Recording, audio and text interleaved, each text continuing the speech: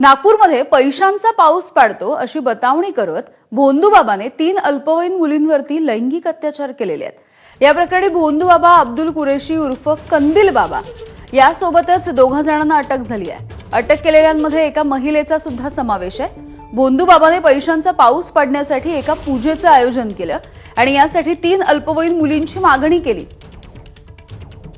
आशू कोचे आणि गायत्री उकरे या आरोपींनी या मुलींसाठीची व्यवस्था केली। गायत्री उकरेच्या घरी पूजेचे आयोजन करण्यात आले। पूजेच्या वेळेला भोंदूबाबाने मुलींना विवस्त्र करत गुंगीचं औषध दिलं आणि अत्याचार केला। धक्कादायक म्हणजे या भोंदूबाबाच्या मोबाईलमध्ये इतरही काही मुलींचे फोटो सापडलेत। त्यामुळे त्याने आणि त्याच्या सहकाऱ्यांनी आणखी मुलींचं शोषण केलंय का याचाही तपास सध्या सुरू आहे। ज्या मायनर मुलींचे या ठिकाणी लैंगिक शोषण करण्यात आलेलं आहे त्यांचे मित्र असे 5 आरोपी आपण या ठिकाणी अटक केलेले आहेत। आणि हा प्रकार कशासाठी केला जात होता किंवा का केला जात होता याच्यामध्ये काही मुलींचे व्हिडिओ फोटो काढलेत का याच्या अनुषंगाने आम्ही तपास करत आहोत।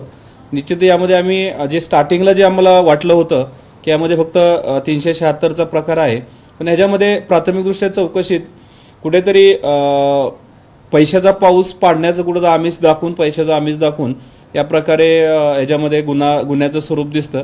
त्याच्या अनुषंगाने आम्ही तपास करत आहोत।